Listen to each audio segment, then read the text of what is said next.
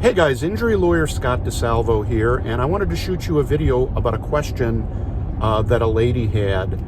She actually was watching one of my other YouTube videos and left a comment asking a question in that comment section. And it's actually a question that I get all the time, so I wanted to shoot a video. What should you do if your treating doctor wants to send you to work, but you don't feel physically ready to go back to work?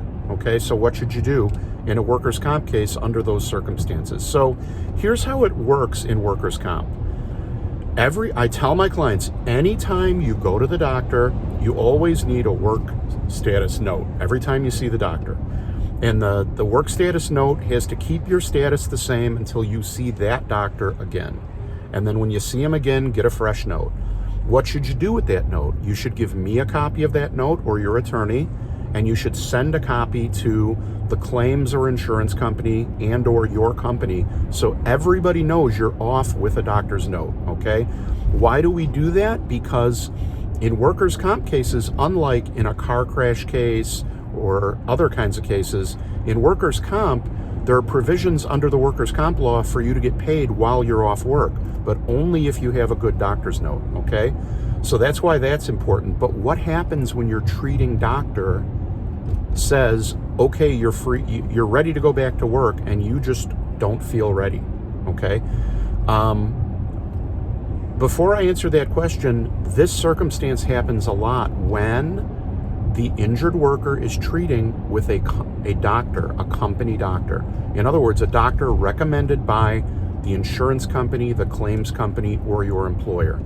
See, those doctors, the insurance company doctor, or the claims company doctor, or your company's doctor that they send you to, those doctors make a lot of money by treating patients that are referred by the insurance company, claims company, or your employer. So they see lots of patients that way. And so those doctors have a mixed loyalty, okay? They have some loyalty to you because you're their patient, but they have an economic incentive to make the insurance company, the claims company, and your employer happy. And how do they make them happy? By reducing the value of your case, sending you back to work right away so they're not paying you while you're out of work, okay? So you have to be mindful of that, and that's why I tell you, if there is any resistance or any concern that you have about the company doctor, you're better off treating with a doctor who will be on your side, okay? There are plenty of doctors out there who know how workers' comp cases work. You need to treat one who will be on your side and doesn't have mixed loyalties, loyalty to the insurance claims or your employer, okay? So what do you do if your treating doctor is a company doctor and they want you to go back to work and you're not ready? Well, one thing you can do is switch treating doctors, okay?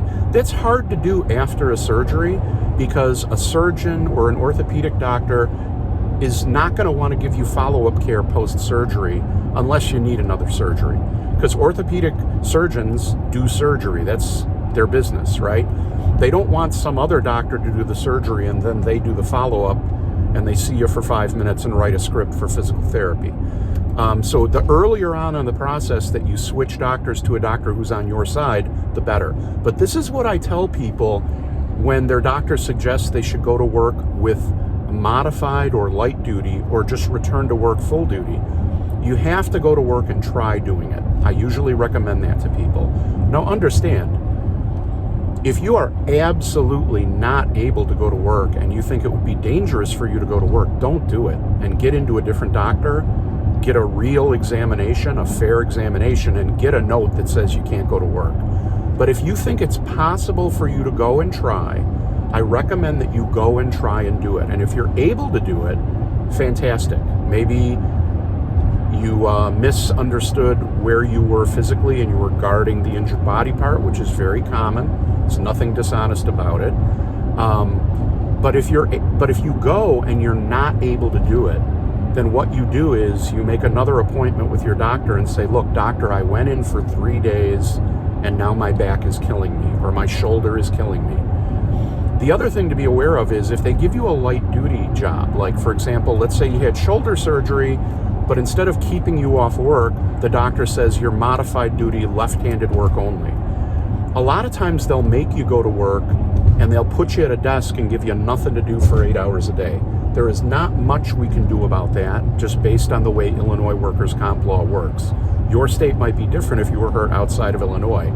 But if you go to work with a one-handed work restriction, for example, and they put you right back into two-handed work, like they want you to type all day or something like that, or you're doing carpentry or you're doing factory work that requires two hands, again, you want to note that, let your supervisor know that the work isn't within your restriction, and then get back to your doctor and tell them, doctor, you gave me a one-handed work restriction and they're making me do full duty work. Then, if your doctor is fair at all, he'll write a note keeping you completely off work, and he'll put in your medical records that you went back to work, you were willing to work, and they put you into full duty work, which is against your restriction and which is dangerous for you to do if you've got an injury, okay? So that is how you deal with it. I know it's a little complicated, but the nature of some of these situations is that it's quite complicated, and that's why I tell people, whether they got hurt at work or in a car crash or however they got hurt, it's always good to get a free consultation from an attorney who knows what they're doing and who you feel like you can trust. So if you or a loved one has been hurt and you want to talk, I offer a completely free, no obligation consultation, and you can call me anytime, night or day, at 312-500-4500. That's 312-500-4500. You can call me anytime, night or day, and if my operator picks up, they text me and email me your info, so as soon as I wake up and it's a decent hour, I call you back, or I call you back when you want me to.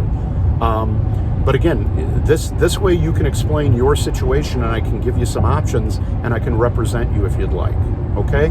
So if you enjoy my videos, and you wouldn't mind leaving me a 5-star review on Google, I'd really appreciate it. I'll leave a link in the description.